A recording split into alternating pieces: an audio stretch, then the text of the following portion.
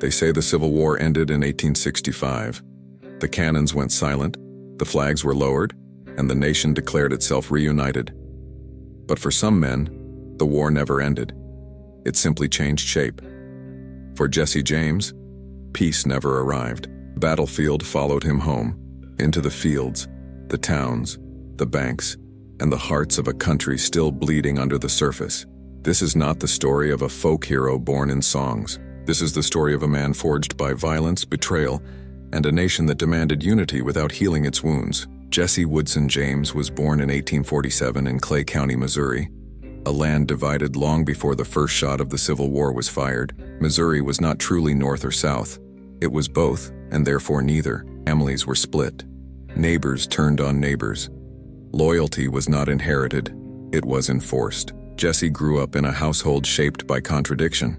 His father was a preacher, a man of words and faith, but his death left the family exposed in a region where belief offered no protection from brutality. From a young age, Jesse learned that survival depended not on ideals, but on strength and allegiance. When the Civil War reached Missouri, it did not arrive as organized armies marching in formation. It arrived as terror. Guerrilla warfare tore through the countryside, leaving burned homes, executed civilians, and mass graves in its wake. Boys became soldiers before they became men. And Jesse James, still a teenager, was pulled into a conflict that would permanently shape his understanding of loyalty, justice, and revenge. Jesse joined Confederate guerrilla fighters, most notably those aligned with William Quantrill and later Bloody Bill Anderson. These were not conventional soldiers. They did not fight by the rules of war. They ambushed, executed, and retaliated with extreme violence. Union forces responded in kind, punishing entire communities suspected of sympathy. In this environment, morality collapsed. The line between civilian and combatant disappeared. Jesse was shot, beaten, and nearly killed multiple times before the age of 20. Each wound hardened him. Each loss reinforced a lesson the war taught mercilessly. Mercy was weakness, and trust was dangerous. When the Confederacy fell, the nation declared peace. But Missouri did not. Former Confederate fighters were hunted, imprisoned, or stripped of rights. Many were barred from voting, holding office, or owning weapons. Union-aligned banks, railroads, and businesses expanded rapidly, often backed by federal authority. To men like Jesse James, this did not feel like reconciliation. It felt like occupation. The war had ended on paper, but its consequences were being enforced at gunpoint. Jesse returned home to a country that had no place for him. There was no rehabilitation for guerrilla fighters, no forgiveness, only suspicion. Union militia and local authorities continued to harass former Confederates, raiding homes, arresting men without charges, and demanding loyalty oaths. Jesse's own family was targeted repeatedly. His mother was arrested. His home was searched. Violence did not stop because the war ended. It simply changed uniforms. This is the moment history often skips too quickly. This is where Jesse James did not become an outlaw overnight. He became something else first. A man who believed the system itself was the enemy. In his mind, banks were not neutral institutions. They represented Union power and post-war domination. Railroads were not progress. They were symbols of exploitation, land seizure, and corporate protection backed by armed force. Jesse did not see himself as a criminal. He saw himself as continuing a war the government claimed was over. The first bank robbery attributed to Jesse James and his associates shocked the nation. It was not just the act, but the audacity. Daylight. Armed men. Precision. Speed. The message was unmistakable. The war's losers were not defeated quietly. Newspapers exploded with coverage. Some condemned him as a criminal. Others, especially in the South, whispered admiration. A narrative began to form.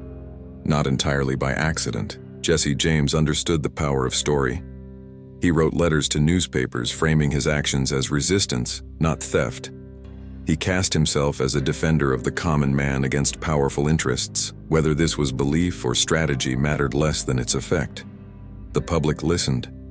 In a nation struggling to redefine itself, Jesse became a symbol onto which people projected anger, resentment, and unresolved grief. But symbols are dangerous things. They demand sacrifice. As Jesse's reputation grew, So did the response. The Pinkerton National Detective Agency was hired to hunt him down, bringing a level of professionalism and persistence the frontier had rarely seen. This was no longer local law enforcement chasing criminals. This was a private army with resources, intelligence networks, and orders to end the James gang permanently. The hunt became relentless. Then came the moment that sealed Jesse James's fate in his own mind. In 1875, Pinkerton agents raided the James family home. An explosive device was thrown inside. The blast killed Jesse's young half-brother and tore off his mother's arm. The message was clear and devastating. The war Jesse believed he was still fighting had now crossed into his family. Whatever restraint remained inside him died in that explosion. From that day forward, Jesse James was no longer just resisting, he was avenging. Robberies became more frequent, more daring, more violent. The gang tightened its circle. Trust vanished. Paranoia grew. Jesse slept lightly, weapon always within reach. He moved constantly, changing names, hiding in plain sight. Fame had turned into a cage. Every admirer could be a traitor. Every ally a future executioner. Yet even as violence escalated, Jesse remained a contradiction. He attended church. He posed for photographs. He spoke of honor and loyalty, while living in a world that allowed neither. This contradiction is what made him fascinating and terrifying. He was not chaos incarnate.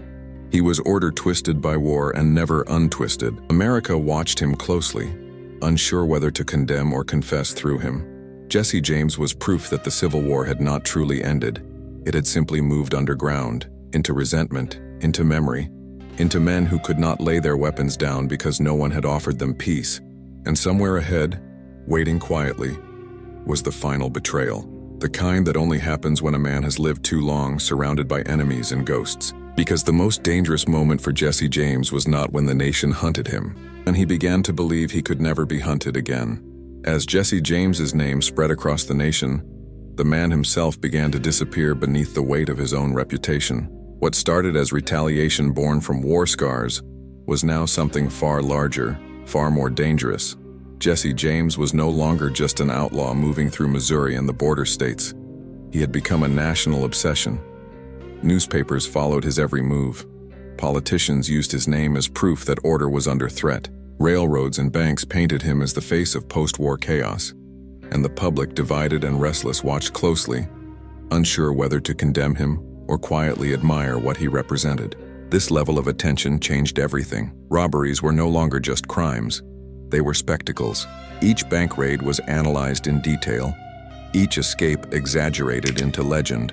The James Younger gang developed a reputation for precision and coordination that terrified institutions meant to represent stability.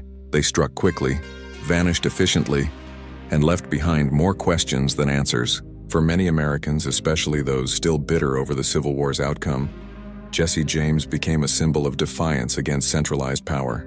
He was proof that the nation had failed to heal itself. Jesse understood this duality, and he used it. He carefully shaped his image, sending letters to sympathetic newspapers, framing his actions as political resistance rather than criminal greed. He portrayed himself as a man standing against powerful corporations backed by federal force, a soldier still fighting an unfinished war. Whether he fully believed this narrative mattered less than the fact that others did. The myth began to protect him almost as much as his gun. But fame is not armor, it is exposure. As Jesse's notoriety grew, so did the pressure on those around him. James' gang could no longer move freely. Towns became traps. Safe houses became liabilities. Every new recruit carried risk. Jesse grew more suspicious, more controlling, more isolated. Loyalty was demanded, not earned. Fear replaced camaraderie. The very discipline that once held the gang together began to crack under the weight of paranoia. The federal government, embarrassed by its inability to capture him, escalated the response. The Pinkerton National Detective Agency intensified its pursuit, deploying operatives across multiple states, tracking family members, monitoring associates, and pressuring anyone connected to Jesse James. This was not a hunt meant to arrest. It was a hunt meant to break him. Financially, emotionally, psychologically. The attack on the James family home had already crossed a line that could never be uncrossed. The death of Jesse's half-brother and the maiming of his mother became a permanent wound that no robbery could numb. From that moment on, Jesse trusted no institution, no promise, no authority. He believed the system had declared total war, and he responded in kind. Violence escalated. Mercy vanished. The robberies became more reckless, less strategic, driven increasingly by survival rather than message. This shift did not go unnoticed by those closest to him. Members of the gang began to question whether Jesse's war could ever end. They saw a man consumed by vengeance, unable to imagine a future beyond the next escape. Some wanted out, others wanted reward money. All felt the tightening noose. The sense of brotherhood that once defined the gang was eroding, replaced by fear of Jesse himself. He punished mistakes harshly. He suspected betrayal everywhere. And sometimes, those suspicions turned deadly. It was during this period that Robert Ford entered the story. The Ford brothers, Robert and Charlie, were young, ambitious, and desperate for recognition. They idolized Jesse James before they ever met him. To Robert Ford especially, Jesse was not just a man. He was a legend. Being close to him felt like standing next to history itself. Jesse, exhausted and increasingly isolated, allowed the Ford brothers into his circle, believing their admiration equaled loyalty. It was a fatal miscalculation. Behind the scenes, the state of Missouri was growing impatient. Governors issued proclamations, rewards increased, amnesty offers were whispered. And slowly, quietly, the idea of ending Jesse James from the inside began to take shape. The Ford brothers listened carefully. They saw opportunity where others saw danger. For them, Jesse James was no longer a leader. He was a doorway to freedom, money, and fame. Meanwhile, Jesse's own behavior signaled a man reaching the limits of endurance. He spoke openly about quitting, about settling down, about finding a place where his children could grow without fear. But the irony was cruel. The deeper he went, the fewer exits remained. The legend had outgrown the man. There was no peaceful retirement for Jesse James, only betrayal or death. If this story is holding your attention, if you're beginning to see how fame can rot loyalty and turn brothers into enemies, take a moment now. Leave a like, subscribe to the channel, and comment below with one word you think best describes Jesse James at this stage of his life. Because this is not just history, it's a lesson about power, reputation, and the cost of living too long at war. As the months passed, Jesse's paranoia intensified. He changed hideouts constantly. He stopped trusting longtime allies. He began keeping his revolvers closer, his temper shorter, his circle smaller. Ironically, this only increased his vulnerability. By surrounding himself with men who admired him rather than men who understood him, he created the conditions for betrayal. The very fame that once protected him now made him predictable. People knew where he would be, who he trusted, how he moved, and somewhere inside that tightening circle a decision had already been made. Not by the government, not by the law, but by men standing close enough to touch him. Because the end of Jesse James would not come from a posse riding in from the horizon. It would come from silence, from familiarity, from a room where he finally let his guard down. By the time Jesse James entered the final phase of his life, the violence was no longer something he inflicted only on the outside world. It had moved inward, into his thoughts, into his sleep, into the way he looked at every man who stood too close for too long. The war that had shaped him as a teenager had never loosened its grip, and now, years later, it was tightening. Jesse James was still free, still armed, still feared, but he was no longer at peace with any of it. He lived as a man constantly listening for footsteps that might never come. Every creak of a floorboard demanded attention. Every unexpected sound felt like an omen. Jesse slept lightly, often with his revolver within arm's reach, sometimes waking in the middle of the night convinced he had heard someone breathing nearby. The same instincts that had once kept him alive now refused to turn off, and a mind that never rests eventually begins to break itself apart. The James gang was no longer the brotherhood it once had been. Many of the men who rode with Jesse in earlier years were dead, imprisoned, or gone, choosing anonymity over loyalty. Those who remained were younger, less disciplined, and motivated by very different things. Some wanted money, others wanted recognition. Few truly understood the war Jesse believed he was still fighting.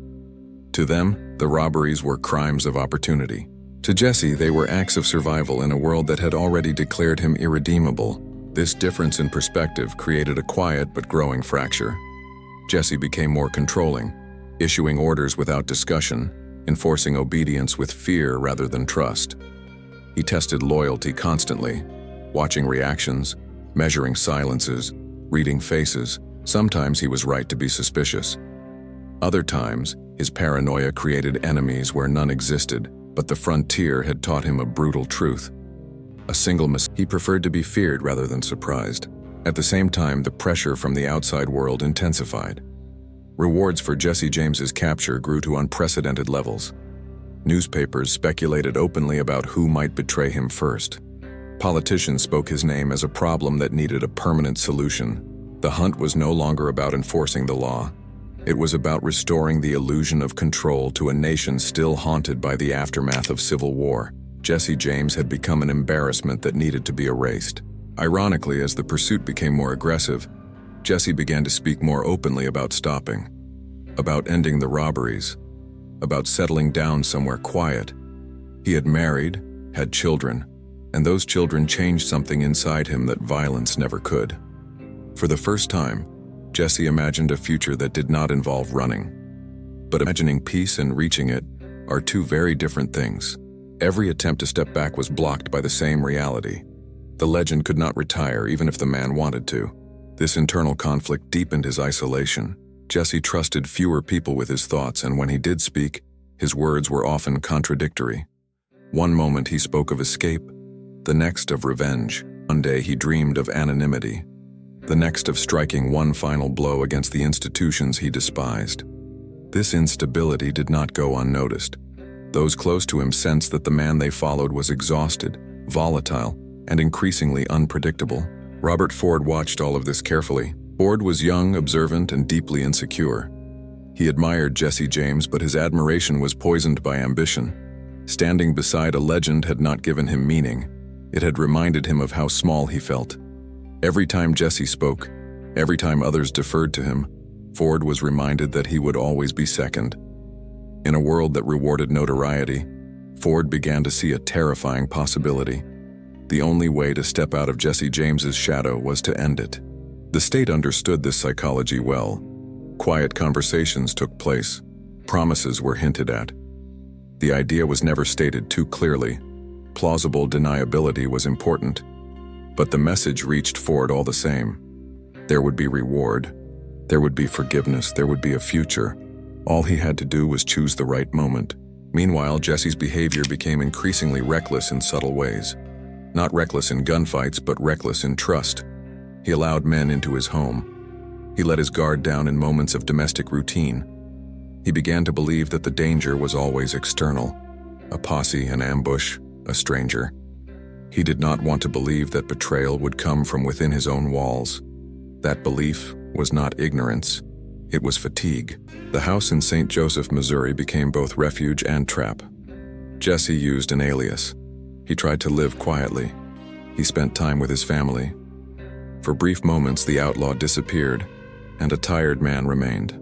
These moments were real, and they were dangerous, because every moment of normalcy lowered his defenses. The gang's final days were marked by strange contradictions. Plans were made and abandoned.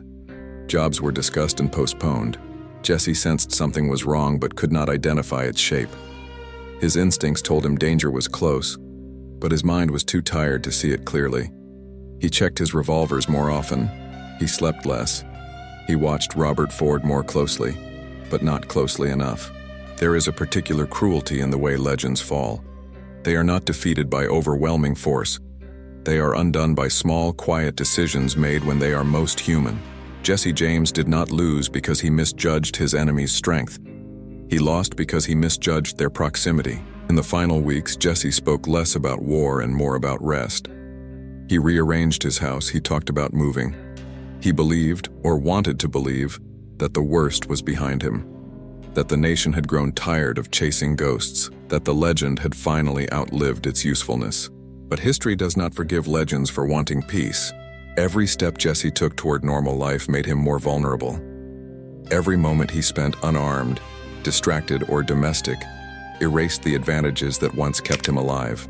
The outlaw who had survived gunfire, ambushes, and relentless pursuit was now facing the one threat he could not outdraw: betrayal without warning. And in that quiet house, with sunlight filtering through the windows, was already standing behind him, the soldier, not as a lawman, but as someone he believed he knew. Because the most dangerous moment in a man's life is not when he is hunted. It is when he finally believes the hunt is over. The morning of April 3, 1882, did not feel like the end of a legend. There were no posses gathering, no distant hoofbeats, no tension thick enough to warn what was coming. The house in St. Joseph, Missouri, was quiet. Sunlight filtered through the windows. Jesse James was at home, unguarded in the most dangerous way possible. Comfortable. For a man who had lived most of his life anticipating violence, this calm was not peace. It was exhaustion. Jesse removed his revolvers. That single act carried more meaning than any gunfight he had ever survived. He set them down because he believed, if only for a moment, that danger no longer lived in that room. He stood on a chair to straighten a crooked picture on the wall, his back fully turned. It was an ordinary gesture, a domestic gesture, the kind of movement made by a man trying to convince himself he could still belong to normal life. Behind him stood Robert Ford. Ford did not announce himself. He did not challenge Jesse. There was no confrontation, no duel, no final exchange of words that history could romanticize. There was only calculation, fear, ambition, and the quiet understanding that this was the only moment he would ever have. Ford raised his revolver and fired once. The bullet struck the back of Jesse James's head. Death was instant. Most hunted man in America fell without a chance to turn around. The irony was brutal. Jesse James had survived years of relentless pursuit, ambushes, shootouts, and betrayals whispered in the dark. He had lived through a civil war that shattered the nation, and in the end, he was killed not by the law, not by a rival gang, not by a posse, but by a man he allowed into his home. A man he believed he could control, a man who believed killing a legend would give him a life. The news spread faster than any robbery ever had. Newspapers erupted. Headlines screamed that Jesse James was dead. Some celebrated openly, others reacted with disbelief. In parts of the country, especially the former Confederacy, the reaction was closer to mourning than relief. Jesse James was not just a criminal to them. He was a symbol of resistance, of defiance, of a war whose consequences had never been fully addressed. Robert Ford expected glory. He did not get it. Instead of praise, he was branded a coward. Songs mocked him. Crowds hissed when he appeared in public. The same nation that demanded Jesse James's death recoiled at the manner of it. America had wanted order restored, but not at the cost of honor. The killing exposed an uncomfortable truth. The country was willing to destroy its outlaws, but it still needed its legends to fall the right way. Ford was arrested, tried, and convicted, then quickly pardoned. The legal system closed the case with efficiency, but public judgment was far harsher. Ford spent the rest of his life haunted by the act that was supposed to define him. He would eventually be killed himself, remembered not as a hero, but as the man who shot Jesse James in the back. And Jesse James, death, he became larger than he ever was in life. The contradictions hardened into legend. Was he a ruthless criminal who terrorized innocent people? Yes. Was he a product of a nation that failed to reconcile after war, leaving young men trained in violence with nowhere to place it? Also, yes. Both truths exist, and history cannot erase either without lying. Jesse James forces America to confront something it has always struggled with: the cost of unresolved conflict. The Civil War may have ended on paper, but its psychological aftermath created men like Jesse, men who could not simply return to plows and prayers after learning to survive through brutality. The nation moved forward, but it did not always carry its people with it. That is why Jesse James still matters. Not because he was right, not because he was noble, but because he was real. He was what happens when war ends without healing, when victory is declared without reconciliation, when systems punish without offering reintegration. Jesse James did not invent violence. He inherited it, refined it, and ultimately drowned in it. And yet there is pride buried inside this story, a hard American kind of pride. The pride of a nation willing to confront its own shadows. The pride of understanding that history is not built only by heroes in white hats, but also by men who expose the fractures in the system by refusing to disappear quietly. The death of Jesse James marked more than the end of an outlaw.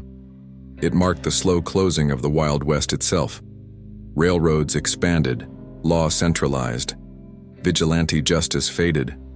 The frontier became memory, and men like Jesse, who thrived in its chaos, became ghosts haunting the national conscience. Today, when Americans look back at the Old West, they often see freedom, grit, and opportunity.